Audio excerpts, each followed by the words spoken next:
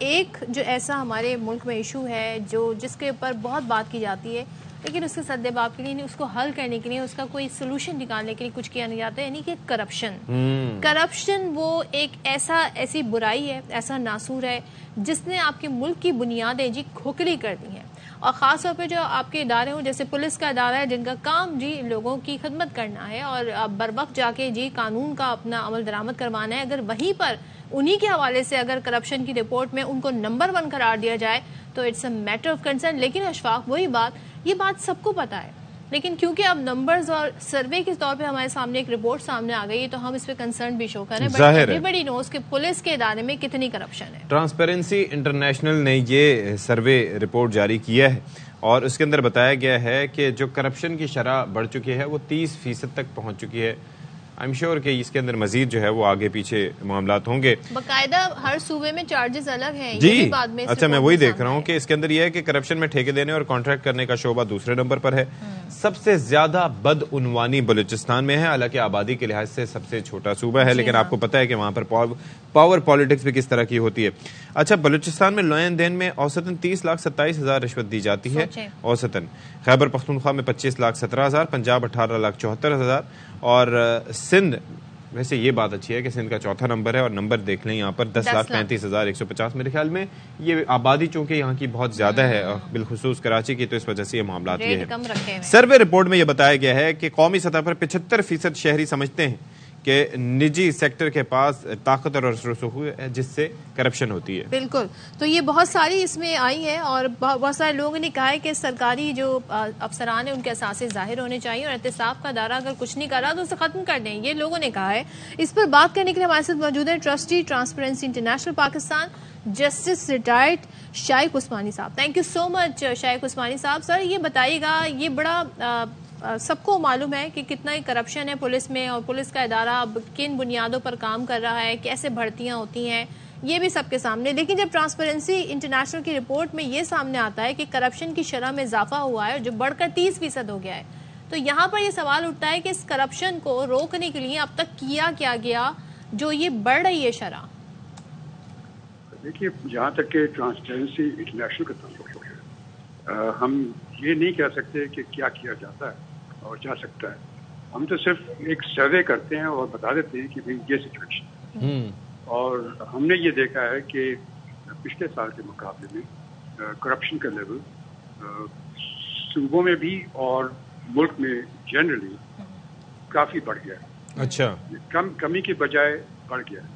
حالانکہ بڑی بڑی باتیں کرتے ہیں لوگ، ریفارمز کی باتیں کی جاتی ہیں، نیب کا اس کا لوگوں کو جیل بھیجا جاتا ہے، لیکن اس کا کوئی اثر نہیں ہو رہا، کوئی فرق نہیں پڑ رہا. جیسے صاحب اس کی وجہ یہ بھی ہے نا کہ آپ دیکھیے کہ ریکوری نہ ہونے کے برابر ہے. ریکوری کے جو نمبرز بتائے جاتے ہیں وہ کن کن چیزوں کو ملا جلا کے بتائے جاتے ہیں، اور در حقیقت اگر نیشنل ایکسچیکر میں دیکھا جائے تو وہاں پر کچھ بھی اتنی رقم نہیں آتی.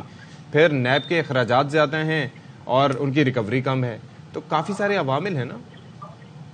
جی بالکل. دیکھیے، نیب کا اپنا جو بھی اسٹینڈرڈ ہیں ان کے کافی زور کم ہے، اور وہ ان کا جیسے آپ نے ریکوری کی بات کی، اور ویسے بھی انویسٹیگیشن اور انکوائری جو کرتے ہیں اس میں بھی جو ان کے طور طریقے ہیں وہ صحیح نہیں ہے. جی جی. اور اس میں کافی لوگوں کا اثر رسوخ استعمال ہوتا ہے.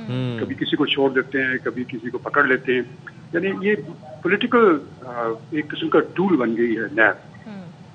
شائق عثمانی صاحب، آپ کا تعلق بھی ظاہر ہے خود اس ادارے سے رہا ہے. عدلیہ کو بھی یہاں پر بتایا گیا ہے کہ اس میں کرپشن کی نشاندہی ہوئی ہے، تو نظام انصاف کو بدعنوانی سے پھر پاک کرنے کے لیے کوئی اقدامات آپ سمجھتے ہیں؟ آپ کے ادارے کے حوالے سے جو رپورٹ ہے کسی حد تک ٹھیک ہے، اور کیا کرپشن کے پھر یہاں پہ مختلف پہلو ہیں جن کو اجاگر کیا جا سکتا ہے؟ دیکھیے، یہاں پہ جو عدلیہ کا تعلق ہے، یہاں پہ جو کرپشن ہوتی ہے وہ ججز میں نہیں ہوتی ہوگی تھوڑی بہت ہوتی ہے، وہ نچلے لیول پہ ہوتی ہے بہت. لیکن جو نیچے لیول پر جو کلریکل سٹاف، چونکہ آپ جب کورٹ جاتے ہیں کوئی کام کے، کوئی پٹیشن فائل کرنی ہو، بڑا پٹیشن فائل کرنی ہو، تو آپ کا پہلی میٹنگ ججز سے نہیں ہوتی، آپ کی میٹنگ ہوتی ہے کلریکل سٹاف سے، رجسٹرار وغیرہ دوسرے. اور وہاں پر آپ کو کوئی کام کرانا ہو، جب تک کہ آپ کو اس سے اپلیکیشن یا پٹیشن میں پہیے نہ لگا دیں تب تک وہ آگے کا آدمی بڑھتا نہیں. تو اس وجہ سے لوگ پھر اس میں पैसे भी देते हैं और इस तरह से करप्शन बढ़ती है, और यही वजह है जिसकी वजह से अदलिया में करप्शन ज़्यादा हुई है। जजेस का जहाँ तक ताल्लुक है, ये भी जजेस का भी स्टैंडर्ड जो है वो काफ़ी गिर गए हैं पहले के मुकाबले में। अच्छा। यानी पहले ये होता था कि जजेस जो थे वो कभी किसी फंक्शन में नहीं जाते थे, कभी किसी से मिलते जुलते नहीं थे, आइसोलेशन में रहते थे, तो उनका इसकी वजह से उनको किस तरीके से इन्फ्लुएंस करना तो मुश्किल होता था। लेकिन अब ये देखा गया है कि हमारे जजेस हजरात। तो जस्टिस साहब मुझे ये बताइएगा कि ओवरऑल अगर हम देखें कि पुलिस के हवाले से अगर हम बात करें तो वहाँ पर करप्शन, फिर उसके बाद बाकी जिस भी तरफ देखें तो वहाँ पर तो लोग किससे एंटिसिपेट करें? आपने जिस तरह से शुरू में कहा कि पिछले साल के निस्बत कुछ बेहतरी नहीं आई बल्कि मजीद करप्शन होती जा रही है, तो ये सिलसिला रुकने के लिए किसकी तरफ देखा जा सकता है? कौन बेहतरी ला सकता है आपकी नज़र में? देखिए, बेहतरी तो सिर्फ पॉलिटिकल गवर्नमेंट ला सकती है अगर वो सही गवर्नेंस करें, वही एक तरीका है। और बदकिस्मती से हमारे यहाँ इलेक्शन कभी सही नहीं होते, और जो भी हुकूमत में आता है उसका पहला काम ये होता है कि अपने मुखालिफिन को किसी न किसी तरीके से तंग किया जाए या उनको जेल भेजा जाए, बजाय इसके कोई काम किया जाए। वो खुद भी इसमें इन्वॉल्व होती है। तो हमारे यहाँ ये सबसे बड़ा प्रॉब्लम ये है कि हमारे सियासतदान के जो स्टैंडर्ड हैं बहुत लो है।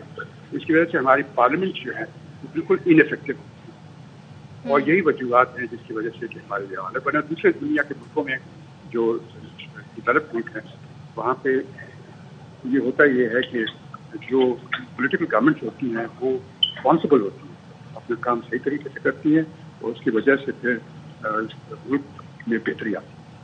तो ये किस तरफ इशारा कर रहा है? कोई ऐसा सेक्टर है शाइक उस्मानी साहब जहाँ पे आपने देखा हो निस्बतन थोड़ी उसने इम्प्रूव किया हो इस इंडेक्स में?